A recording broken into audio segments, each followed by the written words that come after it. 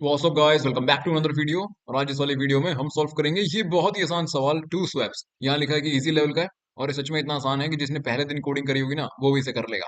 ऐसे ही हम समझेंगे इसे। लेकिन बस आप चैनल को सब्सक्राइब कर देना और कमेंट कर देना, ताकि मेरे को रोज रोज वीडियो डालने की मोटिवेशन मिलती रहे। और आज मैं घर पे भी नहीं हूँ, लेकिन फिर भी मैं वीडियो बना रहा हूँ कहीं बाहर, तो यार सब्सक्राइब और लाइक और कमेंट तो कर ही देना। अब आप क्वेश्चन देखते हैं। क्वेश्चन बहुत आसान है। हम एक एरे में permutation of some of the first natural number given है, यानी कि permutation of n natural number हमें गिवन है। जितने साइज का एरे होगा ना वहां तक के नंबर्स की हमें परम्यूटेशन गिवन होगी। जैसे कि 3 साइज का एरे है तो 1 2 3 हो सकता है एरे में, या 3 2 1 या 2 1 3। जितनी भी परम्यूटेशन पॉसिबल है ना उस एन नेचुरल नंबर तक उतनी गिवन है। ठीक है, करना क्या है हमें? भाई ये बताओ कि क्या तुम दो स्वैप करके क्या उस एरे को सॉर्ट कर सकते हो? ओके, दैट्स इट, इतना ही क्वेश्चन है। मतलब एरे होगा, वो या तो सॉर्टेड होगा या अनसॉर्टेड होगा। हमें बताना है कि क्या दो स्वैप हम करके उसको सॉर्ट कर सकते हैं। ना दो से कम ना दो से ज्यादा, सिर्फ और सिर्फ दो स्वैप अगर हम कर दें तो क्या वो एरे सॉर्ट हो जाएगा? अगर हो जाएगा तो भाई रिटर्न कर दियो ट्रू, वरना रिटर्न कर दियो फॉल्स। दैट्स इट, इतना इतना ही क्वेश्चन है। जैसे कि ये एक एरे गिवन है। ये एरे एन 4 साइज का है, तो इसमें 1 2 3 4 की परम्यूटेशन होंगी। जैसे कि 4 3 2 1 गिवन है, यहाँ पे 4 3 1 2 गिवन है। यानी कि 1 से लेकर 4 तक ही नंबर होंगे, मैं ये बोल रहा हूँ। ठीक है, अब ये एरे सॉर्टेड नहीं है, तो क्या मैं इसको दो स्वैप करके इसको सॉर्ट कर सकता हूँ? हाँ भाई कर सकता हूँ। अगर मैं 1 को 4 से स्वैप कर दूं और 3 को 2 से स्वैप कर दूं तो ये बन जाएगा 1 2 3 4।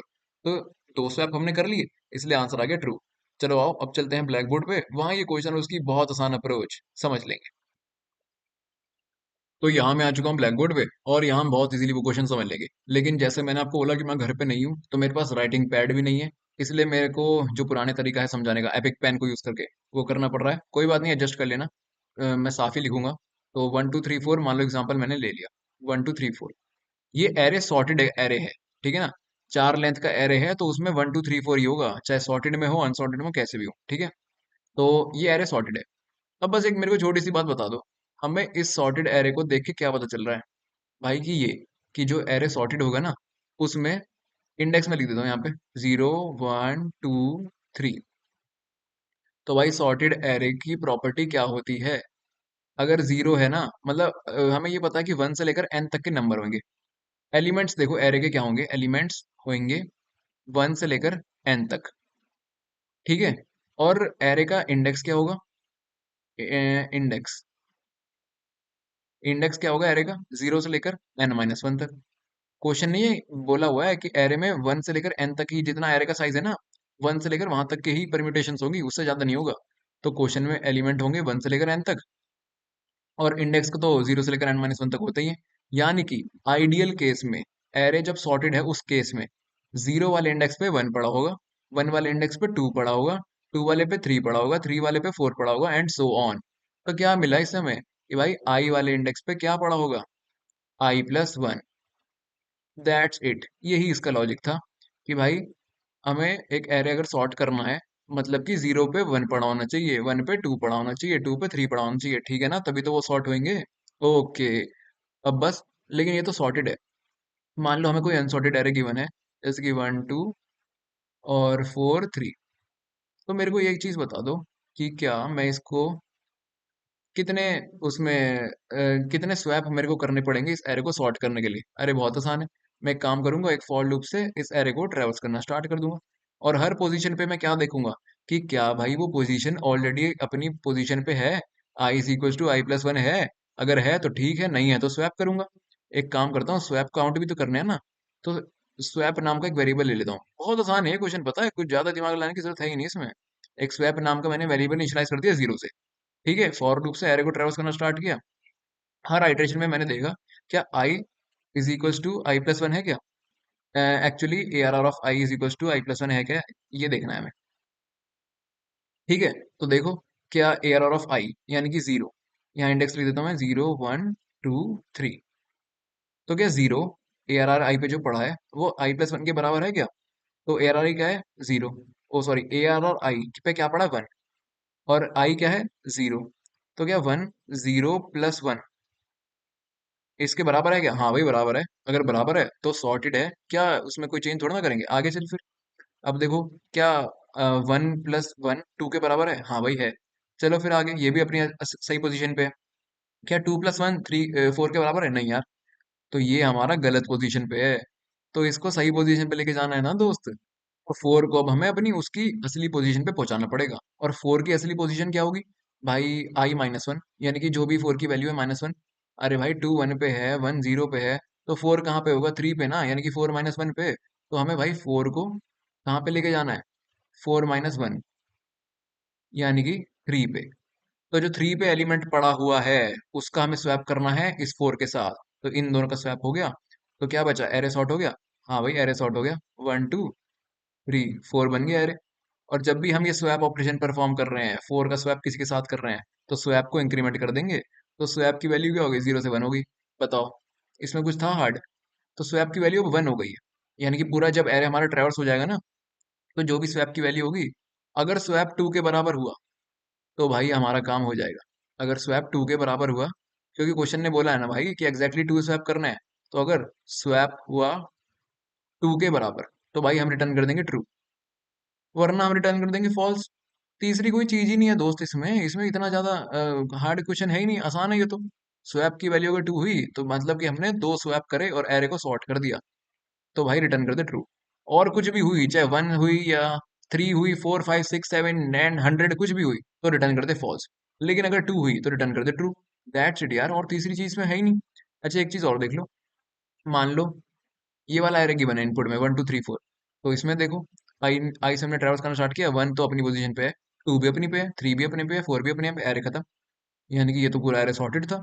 तो इसमें स्वैप की वैल्यू क्या रही, कुछ भी नहीं, कहीं पे स्वैप किया ही नहीं, सब अपनी पोजीशन पे ही है, स्वैप की वैल्यू जीरो है।